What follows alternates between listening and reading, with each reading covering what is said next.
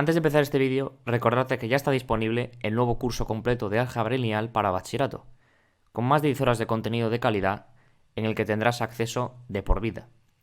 Y con el link que tienes en descripción tienes un 50% de descuento al inscribirte en este curso.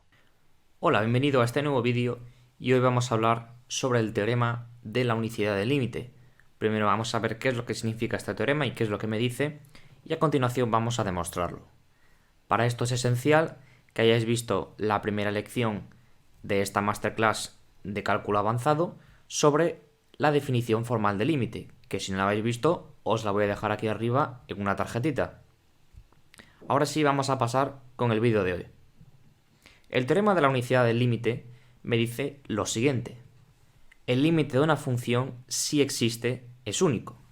Vale, esto me sirve para evitar esos casos en los que podamos pensar que el límite de una función puede tener más que un valor. Pues esto me dice que no. Este teorema me dice que el límite de una función, si existe, que hay casos donde no puede existir, entonces va a ser único. O sea que no puede tomar dos valores a la vez. Esto es algo natural, pero es algo que siempre se tiene que demostrar en matemáticas, ya sabemos. Por lo tanto, vamos a pasar a la demostración. Como he dicho, va a ser esencial que hayáis visto el vídeo anterior.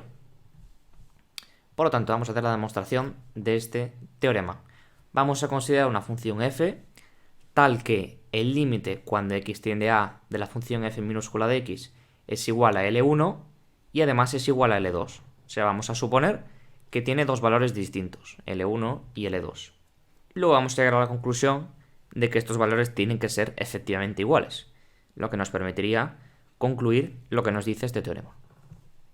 Por lo tanto, ¿qué es lo que tenemos? Por definición, la definición del primer límite me dice lo siguiente: para todo epsilon positivo va a existir un delta positivo tal que si el valor absoluto de x menos a está entre 0 y delta, entonces el valor absoluto de f de x menos L1, que es este primer límite, será menor que epsilon.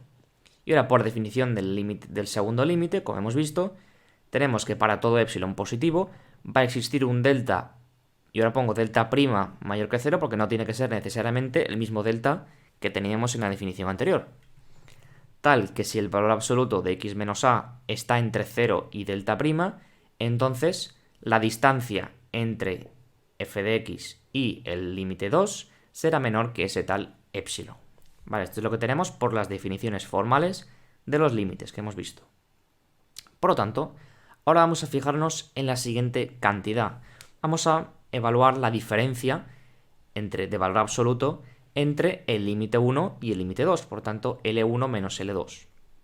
Y ahora vamos a fijarnos en lo siguiente: esta expresión la podemos reescribir de otra forma. Si yo sumo f de x y resto f de x, podría escribir esta expresión de esta forma. Vale, el valor absoluto de L1 menos L2 será igual al valor absoluto de L1 menos f de x más este f de x menos L2. Simplemente esto da 0 y me quedaría la expresión anterior. Pero esto me interesa para poder reescribirlo más adelante de otra forma. Vale, y es que ahora vamos a aplicar la llamada desigualdad triangular. Porque fijaos que yo que tengo el valor absoluto de una cierta expresión más otra cierta expresión. Y la desigualdad triangular me dice que el valor absoluto de a más b es siempre menor o igual que la suma de los valores absolutos. Por lo tanto, esta expresión será menor o igual que el valor absoluto de la primera expresión, L1 menos f de x, más el valor absoluto de f de x menos L2. ¿Vale? Ahora tenemos esta expresión, que sería esta que tenemos aquí arriba, y vamos a reescribirla de otra forma. ¿Vale? Sabemos que el valor absoluto de L1 menos f de x es lo mismo que describir el valor absoluto de f de x menos L1. ¿Vale? Porque sabemos que el valor absoluto de a menos b y de b menos a es lo mismo. Simplemente porque el valor absoluto de menos 2, por ejemplo, es lo mismo que el de 2. Entonces, si cambiamos los signos, podemos hacerlo perfectamente. ¿Y por qué lo escribimos así? Porque nosotros tenemos, por la definición del límite, que para todo epsilon positivo, en ciertas condiciones, esta distancia entre f de x y L1 va a ser menor que epsilon. Y además esta distancia también va a ser menor que epsilon.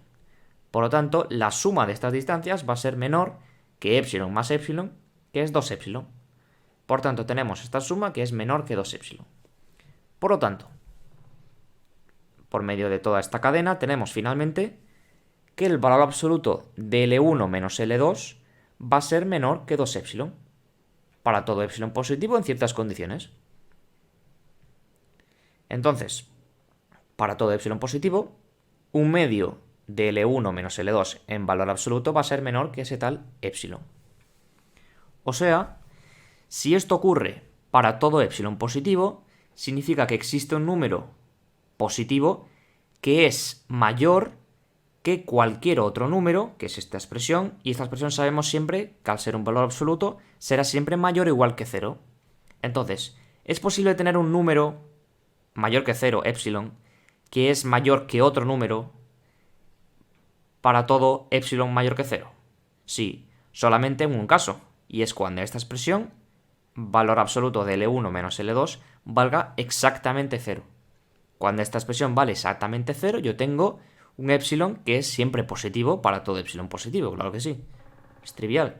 Y es el único caso, porque si yo cojo un valor L1 menos L2 en módulo multiplicado por un medio que es un poquito mayor que 0, entonces esto no va a ser cierto, porque voy a poder encontrar un epsilon todavía más pequeño que eso, que sigue siendo positivo. O sea, esta desigualdad implica que esta expresión debe ser igual que 0. O sea, que el valor absoluto de L1 menos L2 debe ser igual que 0. O sea, que L1 debe ser igual que 2. ¿Vale? Y con esto hemos demostrado que L1, que el límite 1 debe ser igual al límite 2 en aquellas condiciones que son las condiciones en las que el límite vaya a existir. Claro que sí. Si el límite no existe, pues no vamos a tener ninguna de estas condiciones. O sea, hemos demostrado que si el límite de la función f existe, este es único. Y con esto damos por terminada la demostración de este teorema. Antes de terminar con el vídeo, os recuerdo que le des a like y suscribiros a este canal y darle a la campanita para no perderos ningún contenido como esto. Y además suscribiros porque no estamos a nada de llegar a los 1000 suscriptores, que tendréis un vídeo muy especial. Así que nos vemos en el próximo vídeo.